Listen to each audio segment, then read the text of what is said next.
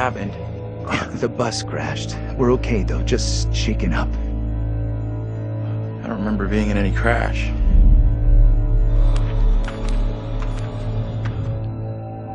Well, here we are on set of Little Hope, part of the Dark Pictures anthology. Tell me about the characters you play in the game. Yeah, very exciting. I play Andrew, who is a student on this trip to the town of Little Hope. You know this place? No. I mean, I don't think so. I also play Anthony and I play Abraham, all existing at different time periods in different places. Is it tough to balance it all and to kind of jump back between these characters as you go through it? A little bit. I've had a lot of help along the way, and we've been able to, for the most part, separate the three different guys. We have an amazing accent coach on set at all times, so she keeps me in check and puts me on the right part of the map when I stray too far. Only the devil could create a demon who so resembles me. We do look alike, which I agree is pretty damn weird. How tough is it for you to separate that and balance it all? Yeah, it's interesting. Andrew, being the character that I embody for most of the time, was a little bit easier for me. I related to him naturally. He's this socially awkward, repressed student, and I certainly as a student was pretty socially awkward and repressed, so I could relate to him a great deal. You seem uncomfortable around kids your own age. This trip is actually my first time away from home. Oh, you picked a real beauty. Yeah, well, if I ever make it back, I'll sure have something to talk about. The other character, Anthony, is slightly more immature, comes from a big family. I can also relate to that. And dealing with the family dynamic and playing that sibling friction was also something that I think a lot of people can relate to. And that was fun. Another sort of element of the challenge, which I really enjoyed. And then there's Abraham, is the third character that I'm responsible for. We have to stop this. The only madness is right here in this court. And the nice thing that exists in all three of them is this motivation to do good, to do right. And I think all three characters I really had admiration for. They seem to be like morally adept, and it's important to respect, I think, the characters that you play, or at least identify something within them that you respect. And I respected all three of the guys that I played. I know what must be done here. And they're all so very different, and even the level of the accents change between them. Is that something that's challenging to navigate? Yeah, that's been really fun for me. It's been, when playing Andrew, I've been doing a relatively neutral American accent, but we sort of base most of the action in New England, so it does lean towards the East Coast, and it doesn't take on too strong of a characterization in either direction. The vocal work for Anthony is similar to that, but because Anthony lives within the 1970s, there's been a little bit of tweaking to the accent in order to accommodate the times. And then Abraham's an entirely different accent. It's been a bit of guesswork as far as constructing that accent, because there's no recordings of what people sounded like at that time. But I suppose the closest thing to it we imagine is a kind of Northern English accent. And my dad's from Yorkshire, so I've basically been ripping off what my dad sounded like when he was younger. She talked in this really weird accent. Was that even American? And also with the process itself is a huge, like a learning curve, like you say, with the performance capture. What's the process been like for you? Have you been able to adapt? Do you feel at home now wearing the helmet? And yeah, it's funny. I mean, it presents a whole host of challenges. It can get a little uncomfortable. Okay. After a while, it can get a little uncomfortable. You never forget the first time you go for a wee wearing that headset, thinking, am I on some sort of screen somewhere in the studio right now? Can people see me weeing? But you soon get used to the headset and the pack that you're wearing. And I think the best thing you can do is try and remove that from the equation entirely and just make it about looking at the person opposite you. Some of the more physical stuff is challenging, because if you do want to move around and you do want to add a physical performance to whatever facial, emotional things that are being captured, you have to be careful that the sound isn't being compromised because of your movements. But, you know, in lots of ways it's been quite freeing too. We move at a great pace. There's little repetition over the same thing. There's lots of variation, but little repetition really. And we have an opportunity to move freely about the space pretty much. We're not confined to marks, and we don't have to relight every single moment. It's go, go, go. It's been 100 miles per hour, and I've loved the intensity of it. It's been great. But we're looking for our bus driver. What? Have you seen him? Yeah, that's funny. What's up with the fog outside? It's pretty weird. Sure is a thick one tonight. Actually, it's so thick it's stopping us from leaving. Yeah, I know that feeling. You're, trapped here too, then? I'm good. It's a whole different pace, I feel, than what you normally when you're setting up a scene and you shoot front to back, and then now it's kind of like you're just jumping in and you're just like stop, start. It must be kind of refreshing in a way. 100%, yeah. You can start in the morning and by lunch you've died and come back to life 4 or 5 times, whereas on a film set you would have had to shoot for several weeks to get that material. So you do blast through a ton of content. Run! Get the hell out of there! Look out! Yeah, it's gonna be really cool to see yourself in a video game. It's gonna be an incredible experience too. And then now your friends and family members can like play you in a game. That must be a whole weird feeling. Yeah, that is really weird. It's strange enough seeing my face on screen in anything, but you're really mad and exciting, I guess, to think about being in a video game. I guess that's like a little kid's dream in lots of ways, so I feel very lucky. It's incredible. And your friends are gonna call you, but like, I killed you. Yeah, I killed you 3 times. And they're like, good to speak to you too, bud. Yeah, thanks for the call. Would you confront your fears or would you run away? I want to say confront my fears. After this experience, I would confront my fears. Maybe previously I would have run away.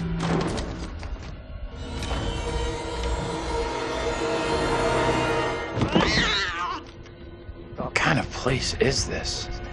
It's one of those things where what you think you'll do is different than what you probably actually do. In the moment, yeah, 100%. Oh, I would confront my fears and then you're gone. Gone. Yeah. And lastly, would you explore on your own or in a group? In a group, I'd have to. One of the best things about this experience has just been the camaraderie that's developed amongst the cast, and over a short period of time shooting at this intensity, it's bonded us together really quickly, and I've loved being part of the team. A group of us in one room on this crazy journey together, so it's all about exploring as a team. I'm just gonna say it. This is exactly what goes down in horror movies. Well, plus than anything in the horror genre, we know what happens when you go off on your own, right? 100%. Don't do it. They still do it. And they still do it. Let's go check out that room over there. No, don't go check out that room. Nope. Don't go check out. Or bring someone with you. Oh, yeah, exactly. Yeah. There you go.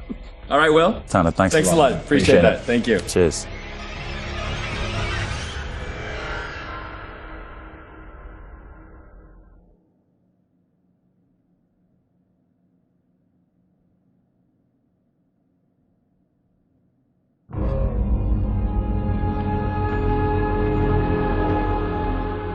I just saw someone in the woods. Okay, very good. We're freaked. Who's there? Whoever you are, this isn't funny at all. The demons are an integral part of the story of Little Hope. It's the crux of a lot of the things that happen, and that informs a large part of what we're doing. The starting point for each of the demons was the style of execution. They're based on a character that gets killed. That then informs how the character behaves, how it moves, how it sounds, and those are all brought together to give us that convincing, terrifying demon. In order to make convincing demons, you need to ground them in nature. So what we do is we use our understanding of anatomy and our deep understanding of biomechanics and the principles of the way things move and the way things actuate, and we apply this to the demon design. We obviously start with the production design. The production design is a drowned demon.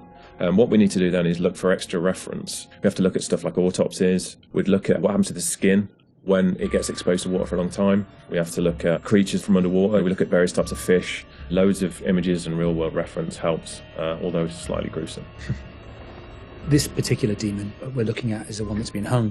We didn't want to show the whole of this character, and right from the beginning we said, let's focus on the areas which are the most terrifying. And so the overall silhouette of the character was to be like this twisted rope. Her limbs had coiled, and so we were exaggerating the metaphor of this hanging.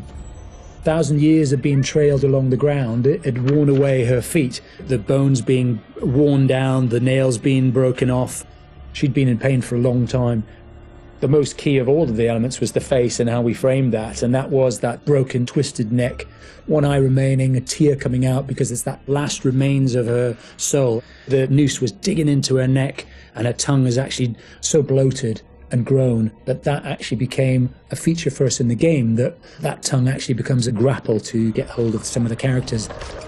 To animate a demon, we would start with looking at how they walk or move forward. Some of them are dragging themselves. And then also how they would attack their victims, just flesh out the layout and the choreography of it.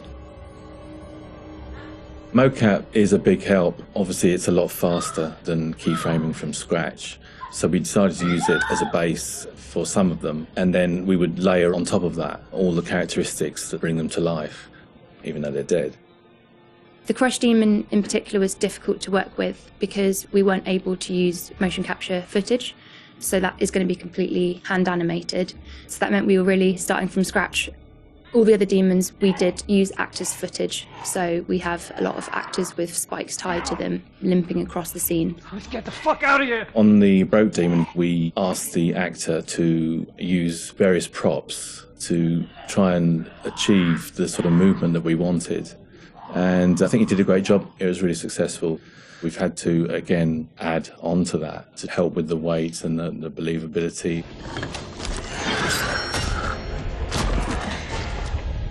We take our initial cues for the sound of the demons from the visuals, and they look fantastic. But then we have to take the sound of the demons beyond the visuals to give them a really strong otherworldly presence. We need each of the demons to be individually recognizable whilst maintaining that uncomfortable unfamiliarity for the player. What is that thing? So at distance you might hear the chains clanking or the vocal screams. But when you get close up to the demons, you hear lots of detail, the cracking of skin, the creak of the chains, the breaths or the sound of the icky vomit. We really want the player to feel the breath through the sound of the demon on their face.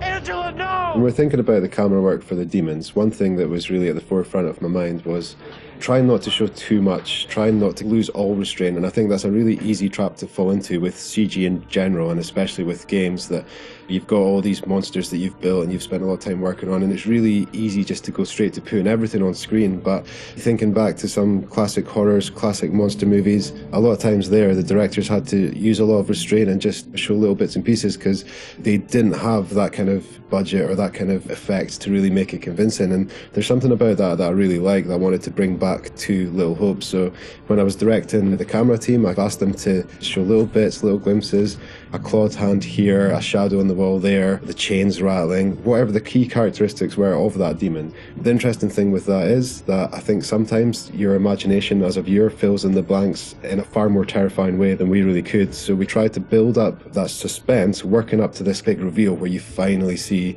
full on in the light this thing that's been hunting you down in all its gross, horrific glory. With the demon scenes, lighting definitely had a key part to play as well. It had to work complementary to what we wanted to do with the cameras, but also there's some very specific things you can do with lighting that really lent itself to this task. So one of the big ones was the use of silhouettes. The demons have really interesting form and really interesting shapes. They're very unusual, you know, these humanoid creatures all distorted, and we wanted to use that without revealing too much. So quite often we tried to use backlighting, or the fog that's present all through Little Hope is a really useful tool for silhouettes, as you can have this nice separation with a brighter background and then have the creature dark in the foreground. It was a nice way to make them feel even more gross than they really were.